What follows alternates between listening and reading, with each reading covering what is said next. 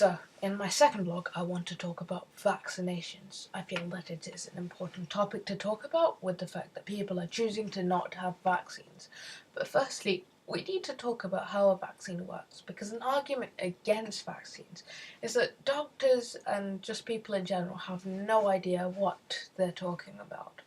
But most people in Britain, including doctors, have to go through GCSE biology, so get taught about how vaccines work then. So a vaccine is used to prevent a pathogen causing damage to the body. It works the same way that a person who catches a chicken pox as a child won't get the symptoms of a new varicella zoster virus again. There's shingles, of course, but there's a vaccine for that. When you first catch a pathogen, what happens is that it will eventually hit a white blood cell called a B lymphocyte, and they are specialized so that once the virus, with the right protein coating or antigen for the B lymphocyte, collides into the B lymphocyte, it attaches to it, and the B lymphocyte will then produce lots and lots of antibodies. And these antibodies attach onto antigens of all kinds of the pathogens that are in the bloodstream currently. And then these cause them to clump together, and it makes it easier for phagocytes to come in and engulf them. This leads to the disease being overcome. Meanwhile, also produced are memory lymphocytes. These cells remember a specific antigen and stay in the bloodstream for a long time. So now there are more cells that can recognize that pathogen. This person is now immune, so if the virus enters again, the response from the immune system, or secondary immune response, is much faster and stronger, which means that often you don't even show symptoms when you get it. To put it as an analogy, your B lymphocyte is like a security guard wandering around the aisles of a shop to see if someone is doing something bad, and then he notices a shoplifter, and the shoplifter sees this as well, and he runs away with his stolen stuff. The shop has been affected for a short amount of time, but it easily recovers. The security guard then gets a picture of the shoplifter and bans him. So the next time the shoplifter comes in, he gets thrown out with nothing in hand. Now, with a vaccine, a dead or inactive pathogen, so possibly just a cell wall, is injected into the body. These are harmless, but when they hit a B lymphocyte, it triggers an immune response as if the virus had been come into contact the first time. The idea is sound and has worked on millions of people. Unfortunately, in rare cases, some people are allergic to vaccines, so cannot become immunized, or some people are immunosuppressed, and so cannot have some vaccines, and this is particularly important when it comes to dangerous viruses like measles, and if there becomes an epidemic. Luckily, if everyone who can get vaccinated gets vaccinated, it protects those who can't, due to a concept known as herd immunity. This basically means that if everyone around an unvaccinated person is vaccinated, there are no people to pass the pathogen onto that unvaccinated person, and they are safe. I feel that this should be the end of the story, but there are some who are compromising the immunity of the herd.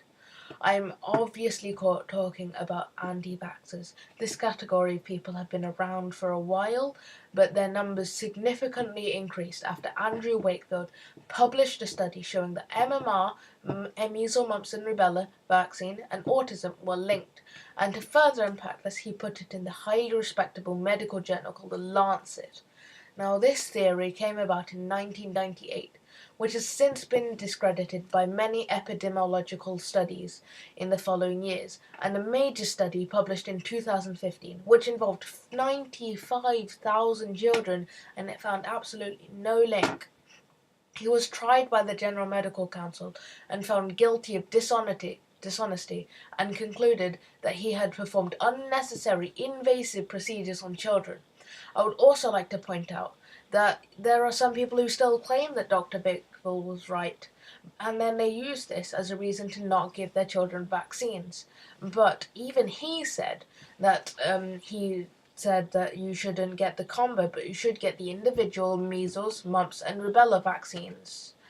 And he was definitely wrong, because we know this works. It has worked before when it eradicated the major killer smallpox, Now, people also argue that it wasn't caused by mass immunization, but because the numbers were already going down. But no, it was eradicated by the hard work of the World Health Organization, getting the vaccine to those who are at risk and reacting quickly to small outbreaks. And this is an important time to have vaccines, and with this increasing number of anti-vaccine vaxxers, this is going to be a problem, considering that we've reached a breakthrough in globalization and travel around the world, which has led it to become so easy and normal, so that pathogens have easily benefited by the spread has just increased.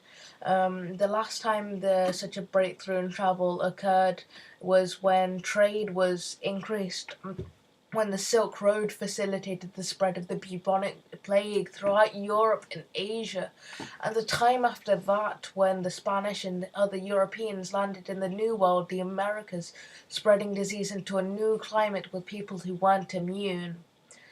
And we have already come close to such disasters with the Ebola and Zika virus in more recent times, but we are not ready yet with increasing numbers of anti-vaxxers, and the problem hasn't finished.